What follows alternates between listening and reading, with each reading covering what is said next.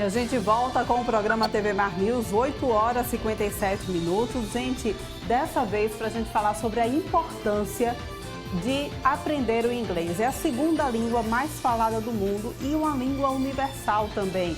Então, se você está aí em casa acompanhando esse programa, ainda não sabe inglês, assim como eu, a gente precisa, então, se organizar para aprender inglês. E a gente está aqui com Bia Molo, ela que é professora de inglês e está falando com a gente aqui através do Skype, lá de São Paulo. Não é isso, Bia? Muito bom dia para você. Obrigada por estar recebendo a gente aí. Muito bom dia, tudo bom com vocês por aí? Como é que tá em Maceió? Tudo bom? Tá tudo bem, por aqui tá tudo bem. A gente está com um tempo firme, tem um solzinho, por aí ainda tá fazendo frio? Olha aqui, ó. Isso aqui é São Paulo. Então, meu bem, o negócio é o seguinte, inglês é tão importante, né? Em qualquer momento da sua vida você deve começar a aprender, porque abre muitas fronteiras para vocês, né? Muitas janelas em todos os sentidos, não é? Por quê? Primeiro porque inglês virou uma língua global, né? Se você gosta de internet, que 99% das pessoas hoje em dia lida com isso, você tem que saber, tem que ter um vocabulário básico. As pessoas gostam muito de viajar e como que você faz? Né? Em qualquer lugar do mundo que você vá, sempre tem alguém que fala inglês. Por quê? Porque o Império Britânico era uma coisa enorme, né? Eles foram aí conquistando muitos países e obrigando as pessoas a falar inglês, e isso perdura até hoje e facilitou, principalmente depois da Segunda Guerra, que as pessoas começaram a se comunicar bastante em inglês. Eu, como professora de inglês, eu posso afirmar isso para você, que eu tenho visto assim muitas pessoas que tiveram sucesso na carreira, sabe, isso acrescenta muita coisa até no seu salário, né? Com certeza. A gente pode falar da questão do inglês, né, sobre a importância do inglês para a interação com o mundo mesmo, como você já está citando muito bem.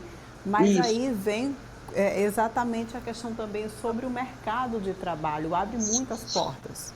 Abre muitas portas mesmo. Por quê? Porque a maioria das empresas agora, elas são internacionais, elas se comunicam com os outros países. Qualquer outro país você vai se comunicar em inglês. Os assuntos acadêmicos são, a maioria dos livros, matérias, tudo em inglês. Você vai fazer pesquisa na internet, é em inglês. Então, sabe, não tem muito por onde escapar, não é? Eu acho que não tem muito jeito, porque o que acontece, se você não domina ao menos um pouquinho, você vai ficar de fora, né? Porque existem também aquelas, sabe, aquelas conferências, né? Videocall, tudo isso aí, é tudo em inglês, né? Então, e o turismo, então? E os eventos? Eventos internacionais, as pessoas vêm para o Brasil para fazer esses eventos e eles esperam que todo mundo fale inglês aqui, imagine você, né? Quando a gente vai para fora, a gente é obrigado a falar, agora quando eles vêm para cá, também. Não tem por onde escapar. Não tem como, não é? Não tem como. Então, eu acho assim, é uma questão de você abrir a cabeça também. Quando você aprende uma língua, você também aprende a cultura dos outros países, né? Porque são muitos países que falam inglês e a gente acaba aprendendo. Quanta gente que sai para aprimorar o inglês e vai para fazer estágio, né? E acabam às vezes querendo morar em outro país, né? Existem também esses testes, exames de certificado de proficiência que você pode fazer também. Isso é muito interessante, independente de você querer morar fora ou estudar fora. Existem esses exames, TOEFL, Cambridge, todos esses, que asseguram que o seu inglês está num bom nível, mesmo que você não vá viajar. Você consta isso no seu currículo, você tem um upgrade no currículo, com certeza, né? Aliás, acabei de falar uma palavra em inglês, upgrade. Verdade. Bia, agora, A gente sabe bem dessa importância de se ter uma outra língua e que essa outra língua realmente seja o inglês. Mas o que me chamou a atenção é que o fato de se aprender uma outra língua, inclusive, tem influência direta com a nossa saúde. Explica, por favor. Então, isso aí é muito interessante, porque de uns anos para cá, existe muita pesquisa a respeito do cérebro, né? Neurociências, eles andam pesquisando muita coisa. Depois que inventaram certos exames radiológicos, assim, o PET scan, que ele lê aquilo que está acontecendo dentro do seu cérebro, o que eles descobriram? Que quando você está aprendendo outras coisas, e principalmente uma outra língua, você ilumina uma parte do seu cérebro. E isso vai fazer com que o resto do seu cérebro também seja iluminado. Então, quando você faz uma atividade física, você está tendo um momento de felicidade, ou você está aprendendo coisas novas, você está fazendo com que a sua saúde melhore, né? E, hoje em dia, o grande medo das pessoas é Alzheimer, né? Quem não tem medo de ficar, né, desmemoriado? Então, as descobertas são essas, que se você aprender uma nova língua, não é só inglês, né? Qualquer outro idioma, mas você, vamos dizer, está prevenindo que você não sofra desse mal no futuro, né? Porque você está usando uma área cerebral que vai permitir que você tenha uma longevidade cerebral, entendeu? Agora, já que você tem que aprender uma outra língua para não ter Alzheimer, por que não aprender inglês, não é? Vamos tentar. Por que não a segunda língua mais falada? Por que não a língua universal, né? Agora, se você já sabe inglês, então vai aprender chinês, de repente, né? Mandarim, sei lá, qualquer outro. Espanhol é muito importante, isso, né? Então, é muito saudável, né? Porque você abre horizontes. Quando você fica muito fechado dentro de si, os seus problemas, aí de repente você está estudando uma outra língua, está vendo outras coisas, nossa, abre aí e você, sabe, vai ser mais feliz, isso eu te garanto, viu? O caminho, né? Pois é. Bia, você está me ouvindo? Estou ouvindo, sim. Ô, Bia, agora o que eu queria saber, a gente fala tanto em aprender inglês, de fato é muito importante, mas existe uma fórmula que facilite esse aprendizado e facilite também tanto o aprendizado quanto o professor, para ele passar o conteúdo. A gente vê aí várias escolas de inglês surgindo e cada uma vem com uma proposta diferente, né? Realmente tem uma fórmula que de fato facilita, tem gente que tem bloqueio para inglês. Como é que funciona isso? Olha, eu sou professora de inglês há mais de 35 anos e eu posso garantir para você que não existe essa fórmula. Cada aluno é um aluno, cada pessoa é uma pessoa. Por isso que cada escola inventa um caminho, né? É meio como religião, né? Cada um se encaixa numa igreja e, sabe, é uma coisa mais ou menos assim. Você tem que acreditar naquele método e dar o melhor de si. O que eu acho que o único segredo realmente é você ouvir, né? Porque existem 4 habilidades que você tem que desenvolver, que é ler, escrever, ouvir e falar. Falar é a última etapa. Mas se você ouve bem, você fala melhor, né? É o último degrau para você conseguir a fluência. Então, quanto mais tempo você estiver em contato com a língua, mais rápido você vai aprender. Mesmo que você não esteja entendendo tudo que você está ouvindo, mas aquele som vai entrando dentro do seu cérebro, sabe? Então, por exemplo, ouvir música, ver filmes, por exemplo, você tiver a oportunidade de ter um streaming, qualquer coisa assim, você colocar o filme que você goste, que não tenha muitas gírias, assim, você vai lá, assiste o filme um pedaço com uma legenda em português. Depois você tenta assistir com legenda em inglês. E aí na terceira vez você assiste sem legenda. É uma delícia, porque no momento que você está falando, nossa, eu entendi o que eles falaram, é uma delícia. Agora, outro fator assim, muito interessante na vida da gente é quando você viaja ou alguém vem para cá e você consegue falar com a pessoa e a pessoa entende. É outro momento de epifania, né? Você fala, eles me entenderam, que bom, né? Então, são etapas que você vai conquistando. Essa conquista pessoal é que eu lhe digo que, sabe, contribui para a sua felicidade, sim. Porque dá segurança, né? Você fica com autossegurança. Eu já tive um aluno uma vez que participava dessas reuniões internacionais e ele não entendia nada. Aí, depois de um tempo, ele falou, e agora é que eu estou percebendo como as pessoas ficam, sabe, educando ali, sabe, eles blefam, dizem que sabem e não sabem nada. E no momento que você percebe essas coisas, assim, nossa, é tão gostoso, dá uma autoconfiança realmente, sabe? Com certeza. Então, esforçar um pouquinho, né? Não é assim, sentar, escutar a aula e vem a nós, entendeu? Não é bem assim. Né? Tem que fazer o dever de casa também, né? Tem que fazer, porque 30% é o professor, 70% é o aluno, né? Pois é, e tem também... do milagre não existe. Em era de Netflix, né? Todo mundo é gamado em alguma série. Aproveita a oportunidade aí também para ir acompanhando as séries em inglês. Inclusive as dicas aqui da Bia. Oi? Inclusive eu mesma, sabe? Porque eu moro aqui no Brasil, não é? Eu não tenho toda essa oportunidade de ficar viajando e ter contato com o estrangeiro o tempo todo, não. Eu mantenho, assim, bastante o meu inglês vendo as séries, né? E eu gosto, adoro. Isso me deixa muito, sabe? Faz o meu dia melhor, realmente, sabe? Dependendo da série, O que fez nosso dia melhor também foi recebê-la aqui no nosso estúdio, mesmo que tenha sido através da telinha aqui da televisão, tá bom? Tive muito prazer em falar com você e eu escutei aí no comecinho que você não fala inglês, então tá na hora, né?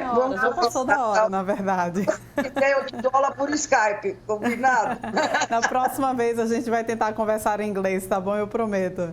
Tá bom, eu adorei conhecer vocês, tudo de bom, viu? Muito sucesso. Grande para você também. Obrigada. Gente, olha só, a gente encerrou agora a entrevista via Skype com Bia Molo, ela que é professora e conversou um pouco com a gente a respeito da importância de aprender inglês para a nossa vida, o nosso crescimento pessoal também. Agora a gente vai falar sobre cultura. É que para você que está em casa, que gosta de exposição, a gente tem dica para você. E Fernando Palmeira foi conferir, vamos ver. Além do palco sagrado do Teatro Deodoro, teatros de Arena Sérgio Cardoso e os espaços desse ambiente maravilhoso aqui do tradicional Teatro Deodoro, o Café da Linda, que também é um palco importante de grandes acontecimentos, encontro de grandes artistas e principalmente quando a gente fala das artes plásticas. E nós vamos falar agora de uma exposição que é simplesmente algo marcante na programação cultural do Teatro Deodoro, Café da Linda. Vamos falar da exposição Ruptura. Eu começo com o Sebagi, o Sebagi está por aqui conosco, Jorge Sebagi, que é o curador dessa importante exposição, que tem como artista em evidência, que é o Roderick Leão. Sebagi, nos fale um pouquinho, nos apresente o artista e nos apresente, também nos fale um pouco sobre o conteúdo dessa exposição. Massa. Quando você falou de uma exposição marcante, né, eu pensei até de que você ia usar o adjetivo arrebatadora. É uma exposição marcante, sim. Ela tem o conteúdo dela, né, assim, o trabalho que o Roderick faz, ele tem algo de fantástico, entende? Algo que vai além da sua imaginação, né? O conteúdo, digamos assim, ele está num mundo invertido, assim, para usar uma linguagem Stranger Things, até porque ele tem uma aproximação aí também com o quadrinho, com a cultura pop, mas ele traz assim um sentimento, né, escondido, que ele é revelado, nos quadros. Então, acho que a ruptura vai por aí. Eu acho que ele pode explicar melhor. Ela é uma ruptura no sentido de que não só que ela não tem uma linearidade, né? Então ela já rompe com alguma coisa assim, mas romper também com esse padrão de beleza. Eu já tinha isso muito claro para mim, que eu não precisava mais, que nem todo mundo precisa do classicismo o tempo todo, porque a beleza do classicismo renascentista, né, ela é sempre muito óbvia. Então, ela levanta alguns questionamentos, mas não todos os questionamentos suficientes. Então, eu trago alguma coisa que, além de ser uma variedade grande de técnicas, né, porque tem a óleo, tem a aquarela e tem técnicas mistas,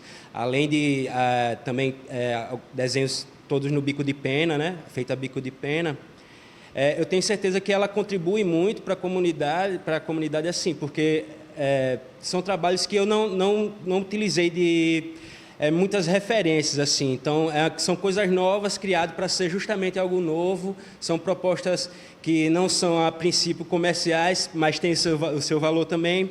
Agora convide o pessoal, os seus fãs, aqueles que amam a arte, principalmente as artes plásticas, para vir prestigiar essa aparentemente simples e pequena, mas gigantesca exposição Ruptura. Gostaria sim de convidar todos a virem, me prestigiem, por favor, porque eu preciso desse feedback também, né? E vocês com certeza não vão perder tempo, nem, sabe, vindo aqui, porque tem uma coisa, é muito legal isso aqui, e a variedade de abordagem, com certeza alguma vai ser do seu gosto, sabe? Porque tem preto e branco, tem colorido, tem a óleo, tem a aquarela. E a gente está aí para somar, pode aparecer, vai ser legal. Eu gostaria de destacar exatamente que o café, ele abre nos dias de espetáculo do Teatro Deodoro. Então, assim, nas quartas-feiras tem o projeto Teatro Deodoro é o Mais Barato, então certamente o teatro, 1 hora antes do espetáculo, o espetáculo começa aqui às 19h30, então o café já vai estar aberto às 18h30, 18 horas. Então, são os dias que, quando tem programação no teatro, o café abre. Pois é, a gente acompanhou aí, então, para você que curte, aproveita, vai lá, dá uma conferida nessa exposição, de fato está muito bonita. Olha, a gente falou agora há pouco com uma professora e recebe novamente aqui no nosso estúdio também mais um professor, Luiz André. Muito bom dia, obrigada por ter vindo, tudo bom? Bom dia, Paulana.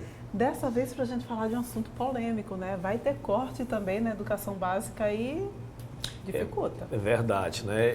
A gente está pensando muito nas possibilidades temáticas, né? De vestibulares, principalmente o Enem, claro, né, que é o que traz aí 5 milhões de pessoas para fazer essa prova e pensa muito em temáticas que envolvam relações mais diretas com educação, como segurança, com o trabalho, né? Aquele anúncio de ontem, infelizmente, né, a gente tem que trabalhar com determinadas nuances. Ele é um assunto que traz duas relações, né? Ele traz a relação da educação. E um pouquinho antes, né, o presidente Bolsonaro andou fazendo elogios ao trabalho infantil, colocando inclusive um caso concreto dele, né, que muito criança ajudava o pai na lavoura, né? Se eu não me engano, diga-se de passagem, com plantação de milho, não estou bem lembrado. E a gente pensa em fazer aqui uma análise a respeito desses dois pontos, tá bom? A questão da educação básica, principalmente, né, que é a base, evidentemente, do processo de construção, né, do cidadão, e o trabalho infantil, né? Quando a gente tem um governo, tá bom, que ele não faz investimentos em educação básica, e aí eu estou desconsiderando o mérito da questão, independente de ser o governo atual, certamente nós teremos mazelas mais à frente, não é? Eu fico pensando então na questão do trabalho infantil, não é? O trabalho infantil é algo condenado no mundo inteiro, Paula, mas no mundo inteiro, não é? A gente tem aqui como fato social uma ideia de que crianças que trabalham deixam de estar cometendo crimes, né? Essa consciência social é algo perverso. Por quê? Porque na medida em que uma criança, e olha que eu não estou colocando tipos de trabalho que não são condizentes, né, com a realidade, passa a trabalhar, certamente ela deixa de ter o tempo para o estudo e ela certamente pula etapas da sua formação fundamentais em seus aspectos lúdicos, né? Que é a criança brincando com criança para poder trabalhar. Então, evidentemente que isso é bastante perverso e que merece, claro, né, uma análise mais aprofundada dos especialistas, né, no assunto, para que se possa, de fato, perceber que o corte de recursos em educação básica afeta diretamente, tá, a questão da criança, que deixa, certamente, de estudar para poder trabalhar, consequentemente pulando etapas e, consequentemente, né, abandonando a escola, a evasão. Em cadeia, não é isso, Luiz? Exatamente, né? É condenado no mundo inteiro. A gente tem até, diga-se de passagem, programas sociais para isso. Se a gente fosse colocar aqui algumas situações importantes do ponto de vista jurídico dentro dessa Constituição, né, o que nós chamamos aqui popularmente de visões universalistas, a própria Constituição Federal, ela condena o trabalho infantil, né? Aí você tem todo aquele conjunto de leis que regulamentaram dispositivos constitucionais, como o próprio Estatuto da Criança e do Adolescente, né, que proíbe o trabalho da criança, tá bom? A questão toda é exatamente essa, quer dizer, o fato da criança estar ali, né, num tempo que ela deveria estar na escola, faz com que ela fique cansada, né, faz com que ela não tenha todo o processo de construção da sua cidadania com pessoas de sua faixa etária, que consequentemente vai ter desistência, evasão, não é? Todo esse processo que infelizmente não leva à qualificação daquela criança e adolescente quando chega na vida adulta. Pois é complicada a situação mesmo, né? Fica muito difícil, muito difícil. Até porque é bom lembrar que recentemente o governo andou fazendo contingenciamento de verbas em universidades e afirmou que esse investimento seria para a educação básica, né? Eu estou falando de programas para a escola integral, estou falando de programas para creches, quer dizer, programas fundamentais de apoio a esses programas que certamente vão fazer falta. E aquela coisa... na hora que você deixa de investir em determinados programas relacionados à educação básica, esse tempo perdido ele não se recupera à frente, não é? Não tem condição, não se recupera à frente. Quer dizer, é um processo de formação que faz com que, em 6 meses, pela falta de uma merenda na escola, pela falta de uma creche, né, onde a mãe pode deixar a criança, essa criança, por exemplo, pode deixar de frequentar a escola e certamente ela não voltará. Quer dizer, você perdeu ali, portanto, uma quantidade imensa de crianças, de adolescentes, que certamente não vão mais frequentar a escola em razão dessa defasagem, dessa falta de recursos. Pois a gente já via também, na realidade, inclusive na própria proposta de governo do nosso governo atual, né, em que ele também mencionava a questão de se implantar ensino à distância para crianças, também para a educação básica. Daria certo? O processo, bom, é algo muito discutível. Evidentemente que numa simples fala a gente não pode pensar em todo o processo, né, que levaria a tal situação. O que é, obviamente... Quem está falando é alguém que está há 24 anos na sala de aula. Condena é o fato de que o processo de construção do ser social, ele se dá exatamente pela vida em comunidade. Não há ninguém isolado, né? Na medida em que a escola, como instituição, ela forma esse cidadão através, principalmente, do respeito às suas diversidades. Na medida em que essa criança não frequenta a escola, né, por essa proposta de formação à distância, claramente ela perde todo esse contexto social de respeito ao diverso, né, e de aprendizagem que é fundamental para a vida dela na fase adulta. Então, é claro que numa situação como essa, de forma muito rápida, não dá para a gente compreender todo o processo, mas a grosso modo, claro, isso aí é condenado pelos especialistas em educação. Pois é, então precisa se rever, na verdade, todas essas propostas, inclusive esse corte aí para a educação básica. É necessário, importante lembrar que são 2 temas importantes, né? Essa questão da educação educação básica para evitar desistências, né? Portanto, a evasão escolar e o trabalho infantil, que é hoje reduzido à condição análoga de escravo, que é crime, vamos deixar claro, mas que infelizmente acontece nesse país e ano a ano a gente tem infelizmente mais crianças e adolescentes nesse tipo de atividade. Fica então a dica aí do nosso professor Luiz André.